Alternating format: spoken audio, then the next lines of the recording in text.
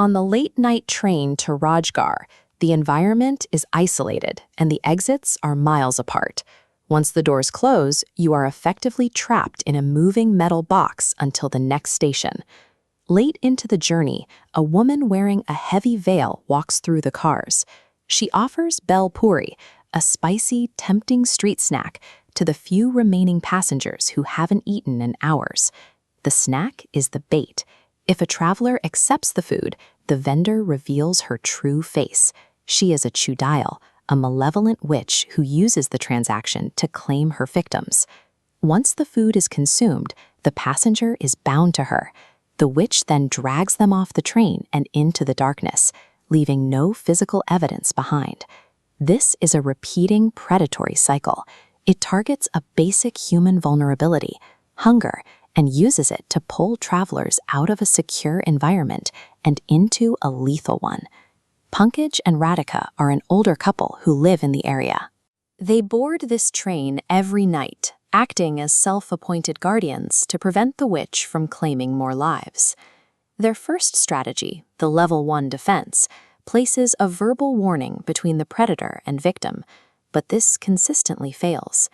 When a passenger is starving or skeptical, their behavior reroutes around the warning. Physical needs make the information irrelevant.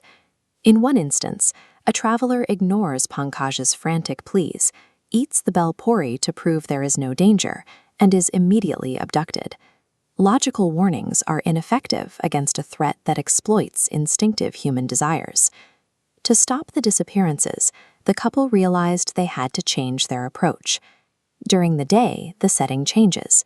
Pankaj moves the fight from the train car to the village, seeking a more permanent solution.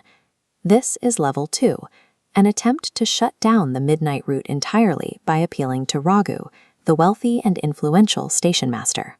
If the train stops running at night, the witch loses her hunting ground. The infrastructure that enables the predatory cycle would be removed. Raghu refuses. He is more concerned with his reputation and the potential for mockery from his superiors than with the localized reports of a supernatural predator. When official institutions refuse to acknowledge a danger, individuals are forced to move away from systemic solutions and toward more radical personal interventions. Radhika decides to intervene by competing with the witch. She prepares her own massive supply of safe bel puri to bring onto the train. By flooding the car with safe food, Radhika attempts to crash the demand for the witch's bait. If every passenger is full, the predator has nothing to offer. Initially, it works.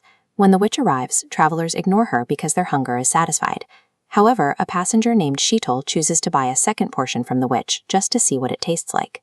Even though she isn't hungry, she wants to compare the two vendors. This shows the limits of a supply-based strategy.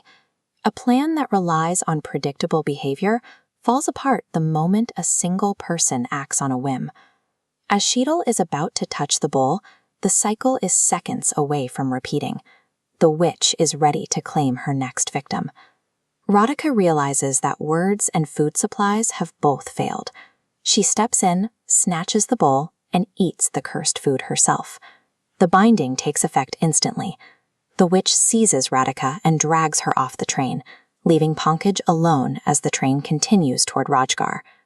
When institutional rules and economic tactics both collapse, the only remaining way to stop the immediate harm is a direct physical sacrifice.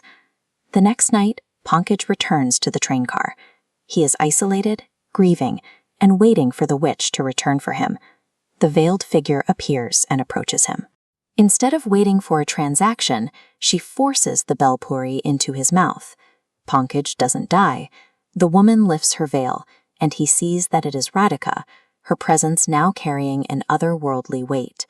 By intentionally entering the witch's world through the curse, Radhika was able to confront the original entity on its own terms. She defeated the previous witch and took over the role of the merchant. The train to Rajgarh still has a merchant selling bel puri at night, but the predatory cycle ended because the person holding the bowl changed from a killer into a protector.